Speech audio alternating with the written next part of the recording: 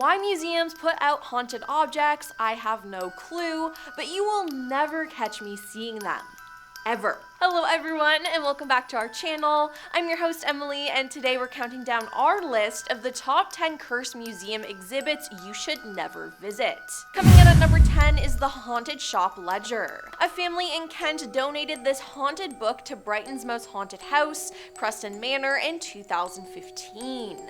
The ledger, which dates from the First World War, was discovered bricked up in a shop wall in Brighton by a worker when he was demolishing the building in 1988. He took the ledger home, and soon after, he and his daughter began experiencing visions of men, women, and children, and a soldier with a horse.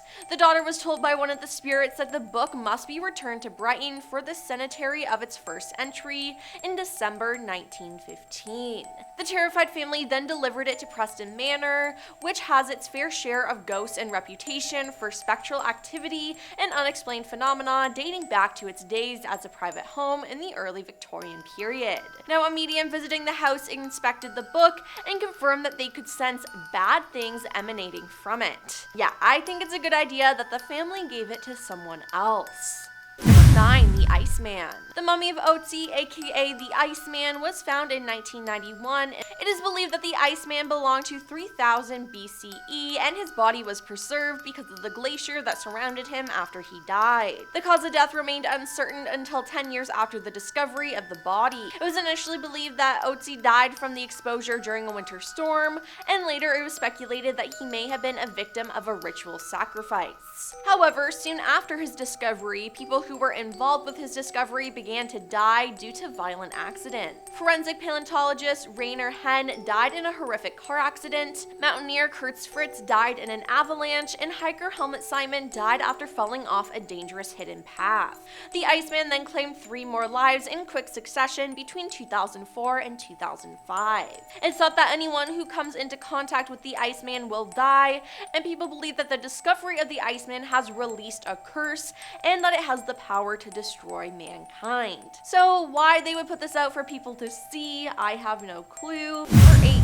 The Hope Diamond. The Hope Diamond is currently sitting in the Smithsonian Institute. It is 45.52 carats, is a dark grayish blue color, and the pendant surrounding the Hope Diamond contains 16 white diamonds, and the necklace chain it's on also contains 45 white diamonds. That is a lot. Now, French monarchs, an heiress, and at least one unlucky postman have met their misfortune after possessing it. The diamond gets its name from its London banker Henry T. Hope, who purchased it in 1839. After Hope's death, the diamond passed through the hands of various owners. It was believed that the diamond was lost in a shipwreck, but it then appeared at a public auction in Paris on June 29, 1909.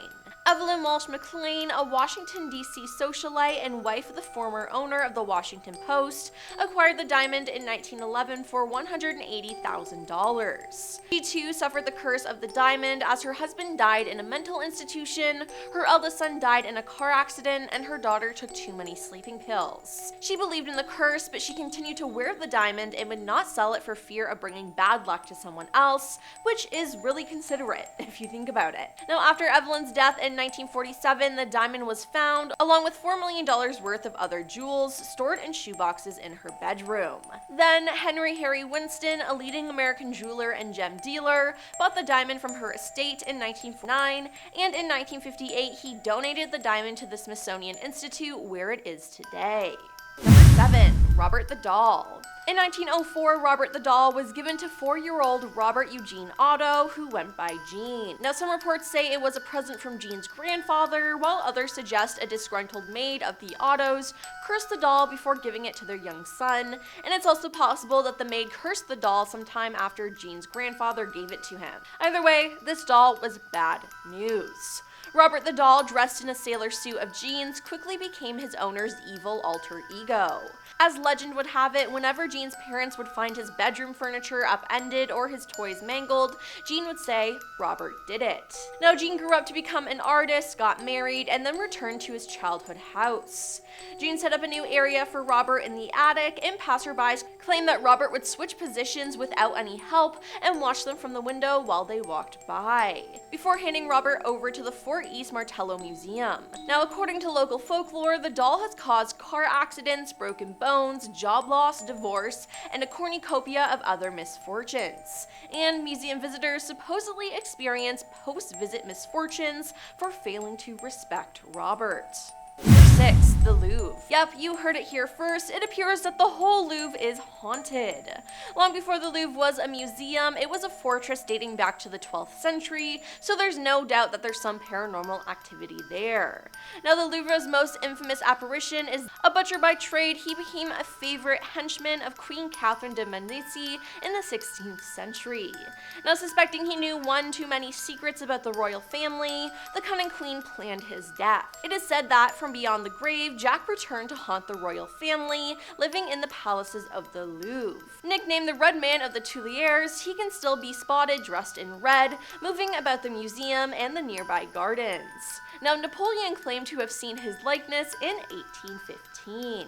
5. The Cursed Amethyst. The Cursed Amethyst is located at the Natural History Museum, but before it made its way there, it was owned by 19th century polymath Edward Heron Allen. The story surrounding the stone says that it was stolen from the temple of god Indra during the Indian Mutiny by Colonel W. Ferris, an officer of the Bengal Cavalry.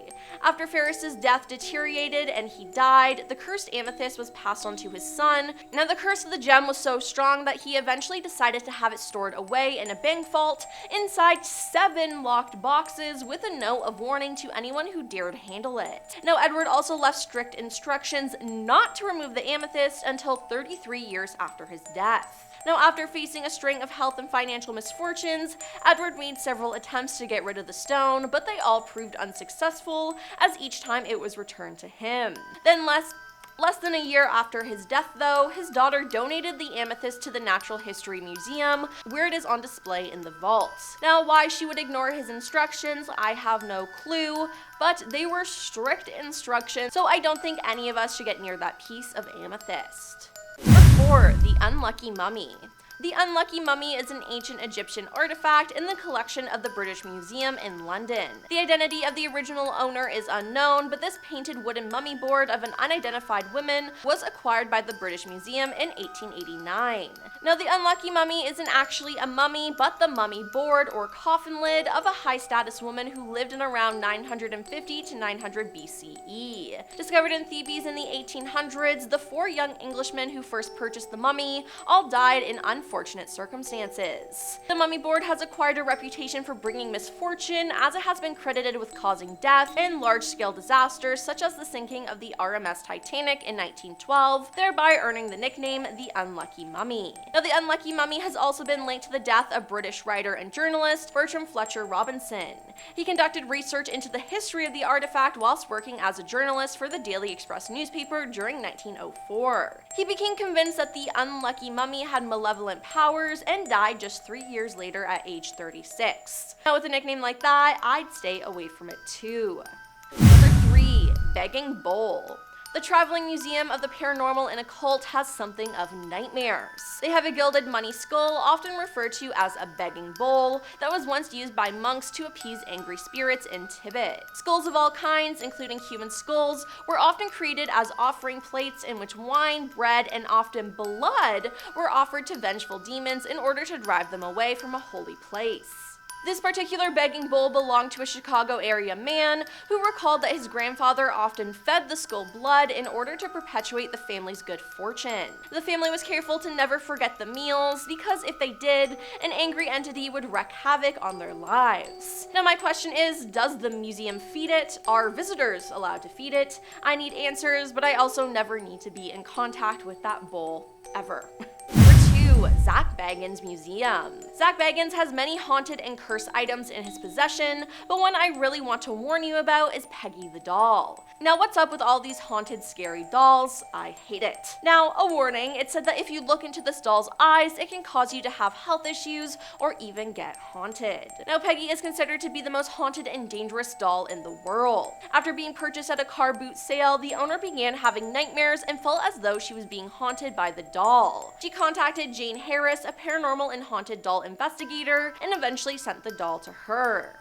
Jane and her team of psychics began working with the doll, running experiments, or having paranormal sessions with it, and began posting photos and videos of the doll online. That is when she began receiving comments from people who had seen the video, and immediately after viewing it, began to have chest pain, nausea, and/or crippling headaches. Peggy's picture alone is said to cause anxiety, heart attacks, and headaches. Peggy is treated with extreme respect in the museum. She has her own room, and a spirit box is linked up to the room so guests can interact with her if they so wish. And coming in at number 1 is the Scarab. The Smithsonian is home to many ancient Egyptian treasures and artifacts, and it's believed that these items are cursed. And I mean, with all the movies about Egyptian curses, this doesn't really surprise me. They have a scarab believed to be from King Tut. Now, if you don't know what that is, they were popular amulets and impression seals in ancient Egypt. There are many of them, and through their inscriptions and typology, they are an important source of information for archaeologists and historians of the ancient world. Now, it's said that bad luck will follow anyone who touches King Tut's body or anything in his tomb, and since these belong to him, I'd say watch out.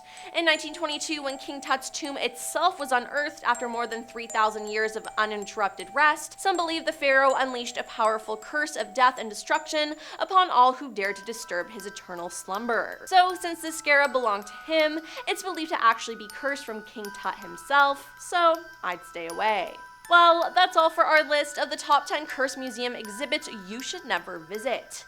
Would you want to see any of these museum exhibits in real life? Let us know in the comments down below, and don't forget to like and subscribe to our channel.